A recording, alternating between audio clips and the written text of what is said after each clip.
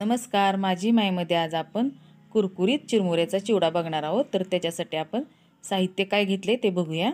मी हे चिरमुरे घेतलेत म्हणजे मुरमुरे एक अर्धा किलो घेतलेत, शेंगदाणे घेतलेत पावशर, लसूण पाकळ्या घेतल्यात एक 20-25 आणि कढीपत्ता घेतला एक मूठभर, मिरच्या घेतल्यात हिरव्या एक 10-12 मिरच्या घेतल्यात आणि चिवडा मसाला घेतलाय तो घरीच तयार केलाय।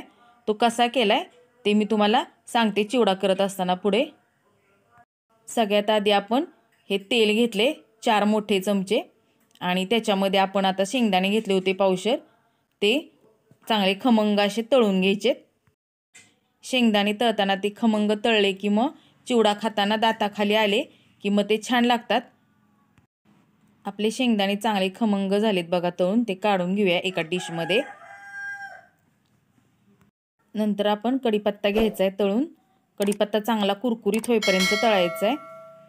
कढीपत्ता चांगला कुरकुरीत तळल्यामुळे चिवडा आपला मऊ पडत नाही, त्याच्यामुळे चांगला कुरकुरीत तळून घ्यायचा। चिरमुरे घेतले होते त्याच्यामध्ये आपण आता हा कढीपत्ता तळलेला टाकून घेऊया। नंतर आपण हे फुटाण्याचे डाळे घेतले होते ते पण आपण तेलामध्ये टाकून लालसर होईपर्यंत तळून घ्यायचे। ते पण चिरमुऱ्यावरती टाकून घ्यायचे म्हणजे मग ते राहिलेलं तेल सगळं त्या चिरमुऱ्यामध्ये उतरतं। लसूण पाकळ्या मी ठेचून घेतल्या होत्या, त्या तेलामध्ये चांगल्या खमंग अशा परतून घ्यायच्या म्हणजे मग त्या चिवड्याला पण असा वास छान खमंग येतो। आता आपला लसूण पण बघा चांगला खरपूस झालाय तळून, तो पण आपण काढूया। हे सगळं तळलेलं आपण चिरमुऱ्यावरतीच टाकायचं। आता आपण हे मिरच्या घेतल्या होत्या ते मी ओबडधोबड बारीक करून घेतल्या होत्या, त्या पण आपण चांगल्या तेलामध्ये तळून घ्यायच्या। आता आपल्या मिरच्या पण बघा तळून झाल्यात, त्याच्यामध्ये आपण घरी तयार केलेला हा चिवडा मसाला टाकूया। तर तो कसा केला तो मी सांगते तुम्हाला। चिवडा मसाला करण्यासाठी मी हे तिखट घेतले 2 चमचे, मीठ घेतले 1.5 चमचा आणि हळद घेतली 1 चमचा, जिरे घेतले 1 चमचा, बडी पण घेतली बघा 1 चमचा, हिंग पाव चमचा आणि चाट मसाला अर्धा चमचा, धणे 2 चमचे आणि पाव चमचा मेथ्या घेतल्यात। हे सगळं आपण मिक्सरमध्ये टाकायचं आणि एकदम बारीक त्याची पूड करायची।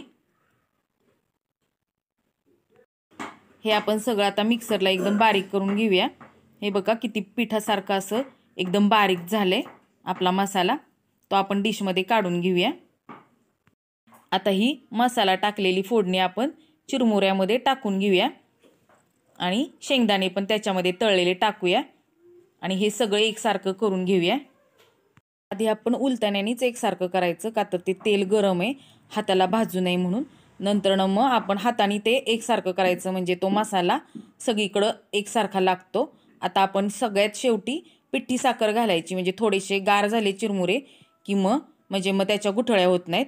तर आता हा बघा आपला एकसारखा हलवल्यामुळे चिवडा कसा झालाय, एकदम कलर छान आलाय। तर असा हा आपला खमंग आणि कुरकुरीत बघा चिवडा तयार झालाय। तर ही चिवड्याची रेसिपी तुम्हाला कशी वाटली, आवडल्यास लाईक करा, शेअर करा आणि सबस्क्राईब केलं नसेल तर सबस्क्राईब करा। व्हिडिओ पाहिला त्याबद्दल धन्यवाद। पुन्हा भेटूया अशाच एका नवीन व्हिडिओमध्ये, तोपर्यंत नमस्कार।